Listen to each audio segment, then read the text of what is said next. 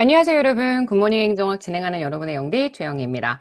자, 6주차 화요일 수업에 진행을 했었던 리더십, 그다음 정보 조직 체계에 대한 내용들을 정리를 하려고 하는데요. 우리 어제 복습에서 리더십 빈칸 채우기를 좀 많이 했잖아요. 그래서 오늘은 기출 선지 OX만 딱 해서 리더십 정리하고요. 그다음 그 뒤에 있는 정보 조직 체계로 들어갈 거예요. 오늘은 조금 짧게 끝납니다. 집중해 주세요.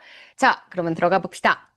자, 행태이론은 눈에 보이지 않는 능력 등 리더가 갖춘 속성보다는 리더가 실제 어떤 행동을 하는지 외부적으로 보여지는 그 행태에 초점을 맞춘 이론이라고 제가 말씀을 드렸죠. 맞습니다. 그래서 자질론 다음에 행태론으로 움직인다고 얘기를 했고요.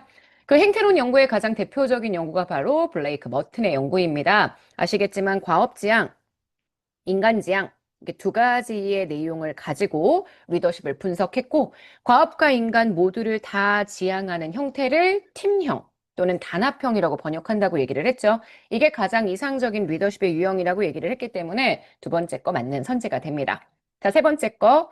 자, 피들러에 의하면 리더가 처한 상황에 따라 리더십의 효과성이 달라질 수 있다. 상황론적 리더십을 주장했던 학자들이 다 설명했던 게 뭐였냐면, 리더가 처한 상황.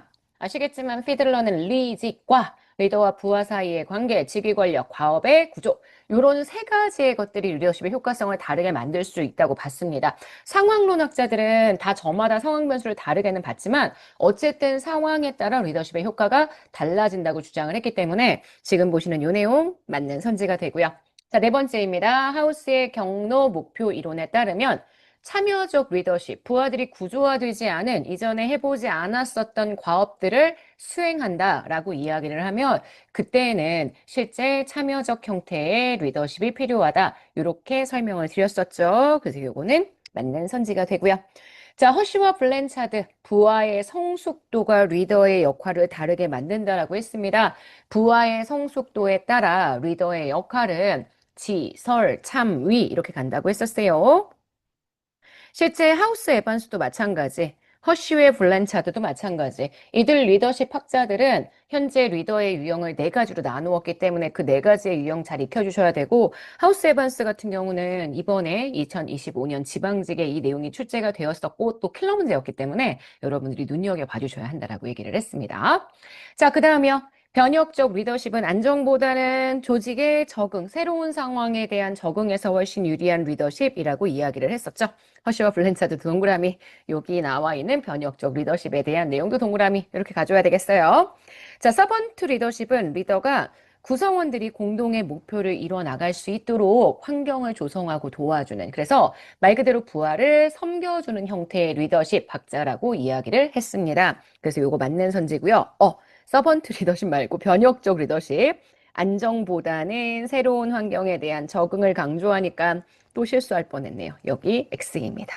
저는 말실수를 하는 건데 여러분들에겐 실수가 아닌 거죠. 이게 다 여러분들을 헷갈리게 만드는 요인이라고 생각을 하기 때문에 제가 진짜 열심히 촬영을 하거든요. 근데 가끔 진짜 아주 사소하게 말실수할 때가 있습니다. 그럴 때는 꼭 댓글로 문의해 주시고 또 댓글의 내용 다시 한번 확인해 주시고, 저희 연구소에서 영상을 다시 찍을 수가 없는 그런 구조인지라 영상에 대한 부분에 문제가 있으면 항상 댓글에 달아놓거든요. 댓글 혹시라도 이상한 게 있으면 확인해 주시면 됩니다.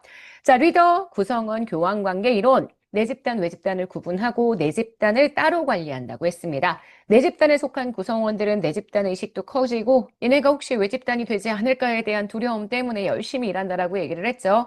그래서 내 집단에 속한 구성원이 많을수록 집단의 성과가 높아진다라고 봅니다. 자, 켈리의 팔로워 11호.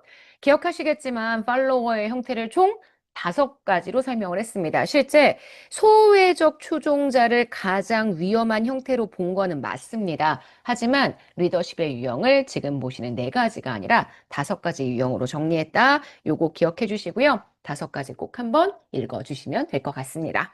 자, 정부 조직 체계로 한번 들어가 보도록 하겠습니다. 중앙정부의 정부 조직, 요거에 대한 얘기들을 쭉 정리를 한번 해볼게요. 자, 행정조직은 행정 주체에 따라 국가, 중앙정부, 지방자치단체, 지방정부 이렇게 나누어서 설명할 수 있습니다. 그래서 1번, 요거 현재 맞는 선지고요. 자, 2번입니다. 행정조직은 또 행정에 대한 의사결정 집중도 여부에 따라 여러 명이 함께 결정하는 위원회형, 그죠? 위원회형. 합의형이 여기 들어가야 되겠네요. 합의형. 그리고 혼자서 의사결정을 하게 되면 이걸 제가 독임형이라고 표현했죠. 사실 빈칸에 딱 맞게 채우는 건 별로 중요하지 않다고 했습니다. 행정 조직이 행정 주체에 따라 그리고 의사결정의 집중도 여부에 따라 구분될 수 있다는 것 정확하게 봐주시면 됩니다. 3번입니다. 정부조직 법정주의에 따라 중앙행정기관의 설치, 직무의 범위는 법률로 정하게 됩니다. 자, 부는 제가 대통령, 총리, 그다음 부라고 얘기를 했죠. 대통령 통할 하에 국무총리가 통할하는 게 아니라 대통령의 라인입니다. 개선기관입니다.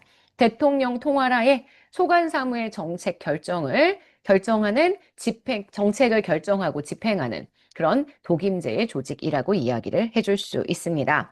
천은 오히려 국무총리 소속의 중앙행정기관이고 여기야말로 라인에 해당하는 게 아니라 스텝에 해당하는 기구. 그래서 제가 참모기관이라고 했죠. 부에 대한 업무를 지원하는 참모 조직이다. 이렇게 정리할 수 있고요.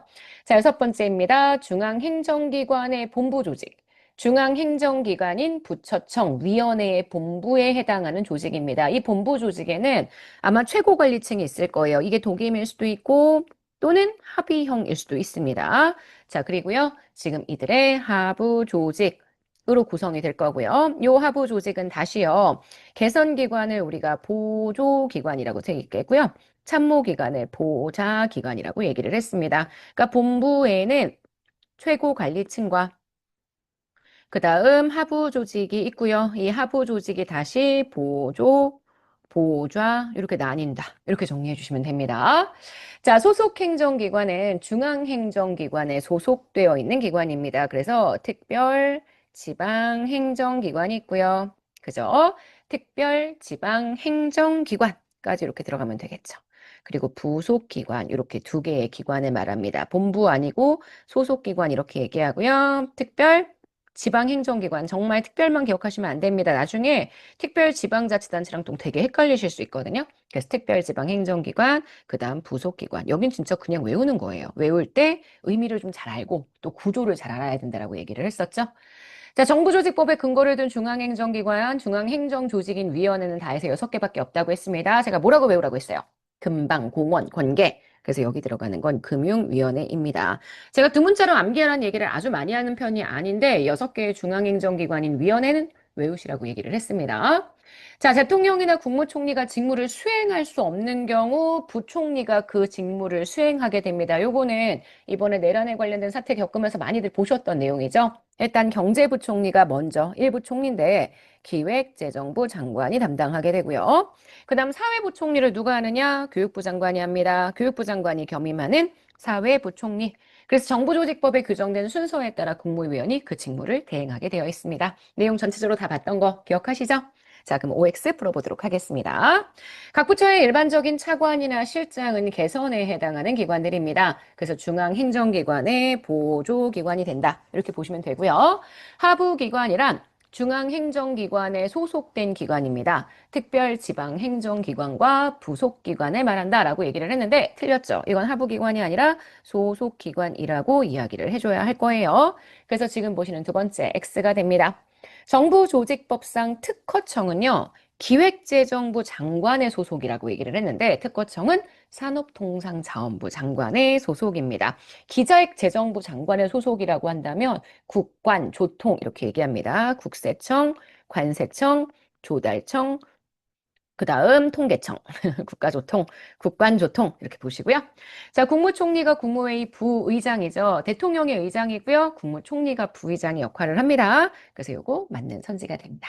자, 여기까지 보시게 되면 39일차 내용 모두 다 정리를 했습니다. 자, 우리 오늘은 복습 테스트가 있는 날입니다. 복습 테스트에 대한 문제들은 우리 내일 풀어볼 거고요. 자, 3장 거의 이제 마무리 되어 가고 있으니까 우리 조금만 더 힘내보도록 합시다. 오늘 하루 정말 여러분 거고요. 내일 아침에 만날게요. 여러분, 안녕.